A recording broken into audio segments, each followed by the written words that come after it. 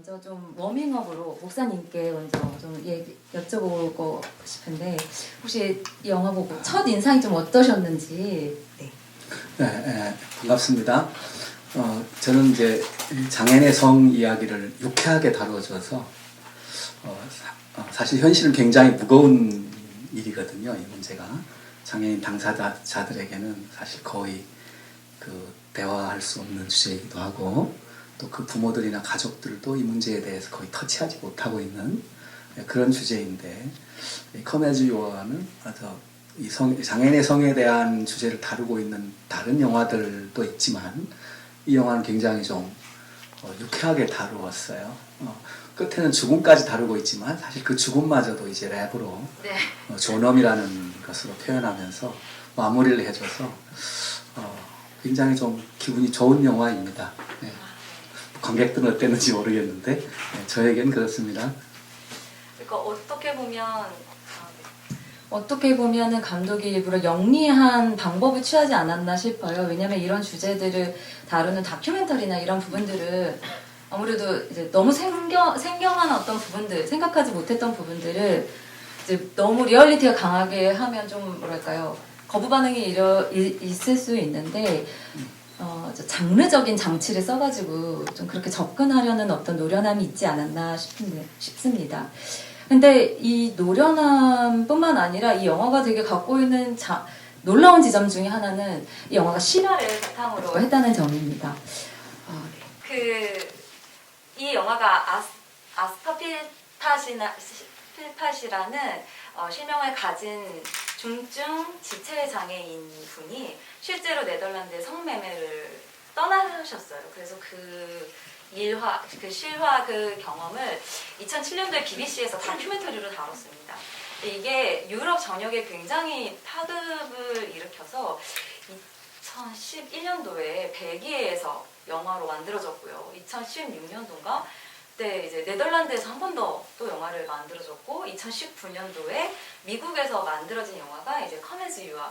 그러니까 굉장히 그 실화를 두고 지금 3번째 리메이크가 일어났다는 거는 이 영화가 갖고 있는 힘이 분명히 있다는 것 같아요. 물론 한계점도 있습니다. 왜냐하면 이 영화가 이제 모든 종류의 이제 장애를 다 다루지 못하죠. 물론 그거는 어떤 영화도 어떠한 지점에 대해서 모든 지점을 다 얘기할 수는 없는 한계인데 더군다나 이제 여성 장애인에 대해서는 전혀 이제 또 언급하지 않는 부분들은 저희가 일단은 다 감수를 하고 얘기를 해야 되는 지점인 것 같아요. 네. 그렇지만 어쨌든 이 실화를 바탕으로 해서 3번째 영화라는 거는 분명 많은 사람들에게 어떤 종류의 영향력을 주고 있는 것 같습니다. 이 Come As You Are의 그 내용이 그렇잖아요. 있는 모습 그대로 오라. 우리 장애우들을 또 장애인들을 그 있는 모습 그대로 보려고 하는 그런 시도가 아주 자연스럽지 않은 사회입니다. 제가 이 영화에 관심을 갖게 된 것은 사실 이 영화는 아니었어요. 부산의 그 기독교 윤리실천운동에서 장애인의 성에 대해서 좀 다뤄봐야 되겠다.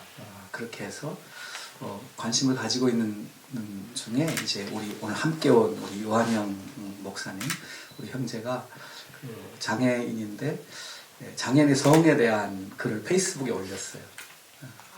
예, 장애인의 성을 어떻게 우리 사회가 보고 있는지 또 교회가 보고 있는지 형제가 이제 A4지로 한 상당 분량을 자신의 그 고민들, 괴로움들을 중심으로 해서 글을 올렸어요. 그래서 그 글을 또 제 친구 중에 한 명이 장애인인데 장애인의 일을 하는 형제예요.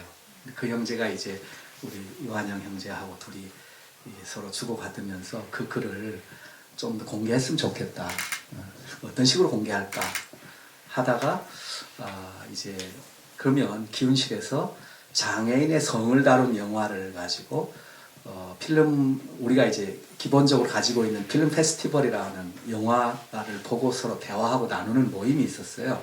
우리 여기에 이제 리더 중에 한 분인 최은 박사께서 늘 우리들과 함께 그 영화를 가지고 대화를 하고 있었는데 그러면 우리가 장애인에 관한 성을 다루는 영화 2개죠. 그 영화를 보고 이제 함께 대화를 나누자 했어요. 그래서 이제 우리 형제들하고 장애인들 실제 장애를 가진 상당수의 사람들이 이제 줌에 모여가지고 같이 이 영화를 본 소감을 이야기하고 또 몇 명의 패널들이 이 장애인의 성 문제를 함께 다루는 시간이 있었습니다. 예, 그때 이제 우리 최은 박사께서 모기영에서도 이런 영화를 한번 다루면 좋겠다 해서 마음이 좋았죠. 그러니까 사실 저희 영화제 이전에도 이제 기독교에 계신 분들 그리고 장애인 분들이 그런 어떤 의견들을 담아서 그런 움직임들이 분명히 있었던 것 같아요. 그게 많이 아직 다 다가가지는 못했고 그리고 그게 아직 어떤 행정적인 문제로까지 막 다 영향력을 끼치지 있지는 않지만 이런 어떤 시도들이 분명 인식적인 변화와 여러 가지 그 인식의 변화부터 여러 가지를 만들어낼 수 있을 거라고 생각합니다. 근데 그럼에도 불구하고 이 영화를 보시면서 여러분들께서 되게 불편한 지점은 당연히 있으셨을 거라고 생각해요. 그 중에 하나는 이제 여성의 성매매죠. 어쨌든 한국에서는 굉장히 불법으로 지금 되어 있는 부분인데 돈을 주고 무언가를 어떤 인격이 포함된 무언가를 산다는 지점이 불쾌하실 수 있을 거고 두 번째는 근데 그 주체가 장애인이야. 그럼 여기서 어떻게 해야 될지 좀 혼란스러운 지점이 분명히 있습니다. 근데 여기서 그려지는 이제 세 명의 장애인분들이 계시죠. 스티브와 모와 맷.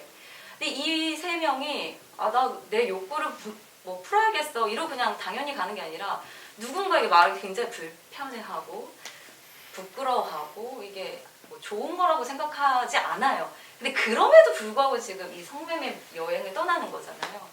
왜 이분들이 성매매를 떠나게 됐을까? 이 지점부터 좀 시작을 하면 좋을 것 같아요.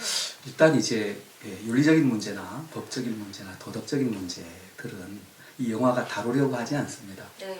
이 영화는 인간이 장애인이든 비장애인이든 가지고 있는 그 본능 중에 성본능을 소위 성존엄으로 표현하려고 하는 의도가 있어요.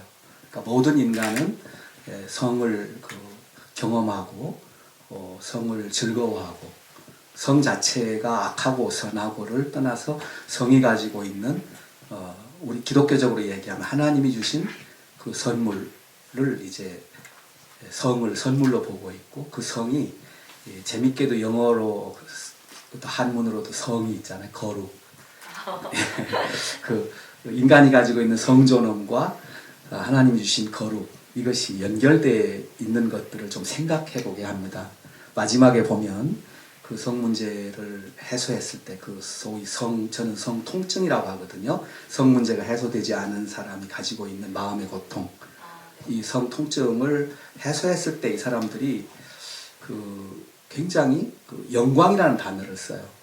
노래하면서 또 이야기하면서 그러면서 그 카타르시스를 느끼죠. 물론 이제 허무하다는 얘기를 하긴 하는데 거기에서도 그 영화의 장치 속에 보면 허무를 얘기하면서 상대적으로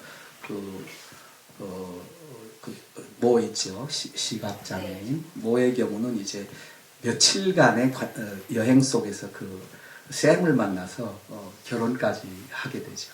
그리고 뭐 결혼식을 하진 않았지만 그 둘 사이에 생긴 애정과 사랑 때문에 그들이 누리고 있는 그 존엄한 기쁨, 그 천국 같은 그 행복 이런 것들을 그 성매매를 통해서 해소했던 친구들에게 전해주는 메시지가 있어요. 그러니까 친밀감이라는 것, 그러니까 성과 성의 존엄과 성해소를 통해서 이루어지는 친밀감 이런 것들이 가지고 있는 어떤 그 인간 휴머니즘 이런 것들을 그리려고 하고 있습니다.